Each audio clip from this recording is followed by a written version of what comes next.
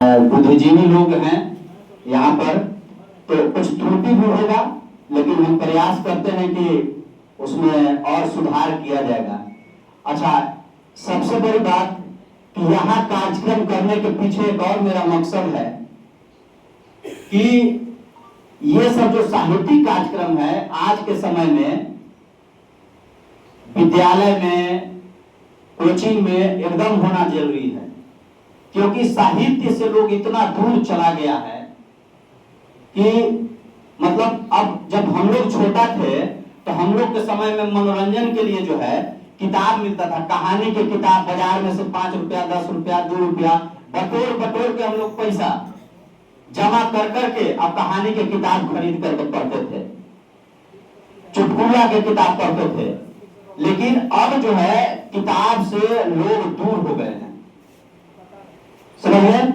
इसीलिए हम सोचे, सत्येंद्र सर हैं तो हम सर से बात किए कि सर हम चाह रहे हैं कि वही जो है कोचिंग में कार्यक्रम किया जाए।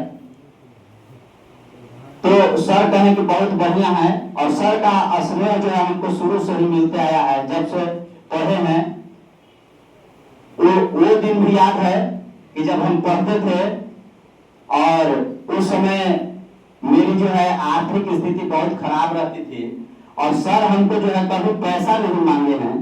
इसके लिए भी हम चाहते हैं कि सर के लिए वो ताली हो जाए। ये मेरे जीवन में भगवान की तरह आए, और इन लोग के सपोर्ट से ही आज जो है यह कार्यक्रम जो है आप लोग के बीच हम कर रहे हैं। और किताब की अगर बात की जाए तो मेरी किताब का शीर्षक है गांव बुलाता है। शीर्षक से ही पता चल रहा है कि इसमें जो है कविताएं, जितने भी कविताएं हैं प्रायः सामाजिक और ग्रामीण परिवेश से जुड़ा हुआ है। जिसका पहला अगर शीर्षक पढ़ा जाए गांव बुलाता है, तो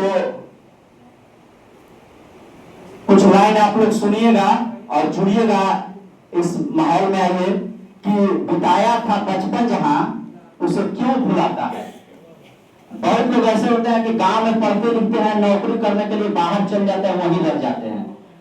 तो पहला जो कविता है इसमें कि बिताया था बचपन जहां उसे क्यों भुलाता है, लौट कर आना बाबू तुझे तेरा गांव बुलाता है।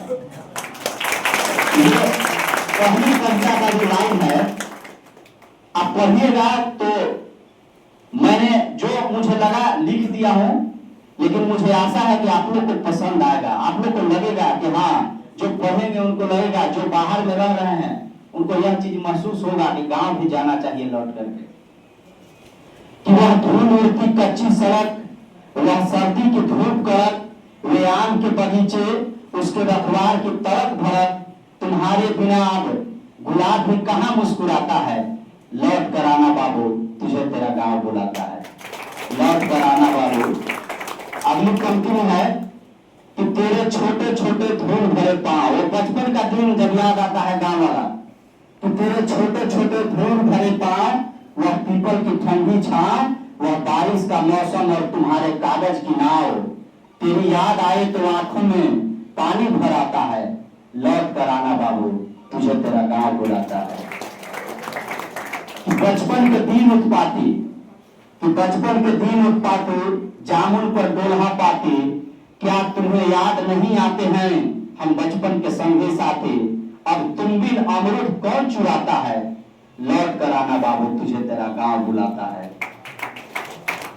कि वे हरे भरे खेत, वह सूखी नदी की रेत, वह गाय वो पंछी रास्ते तकते हरे, इन्हें तो कोई तेरी खबर भी नहीं सुनाता है, लौट कर आना बाबू तुझे तेरा गांव बुलाता है। और अंतिम पंक्ति में है कि माना तुम मजबूर हो गए, कि माना तुम मजबूर हो गए, शहर जाकर मशहूर हो गए, किसके करीब हुए पता नहीं पर अपनों से दूर हो गए, झूठे फोन पे माँ बाप को क्यों उलझाता है, लौट कर आना बाबू तुझे तेरा गांव बुलाता है।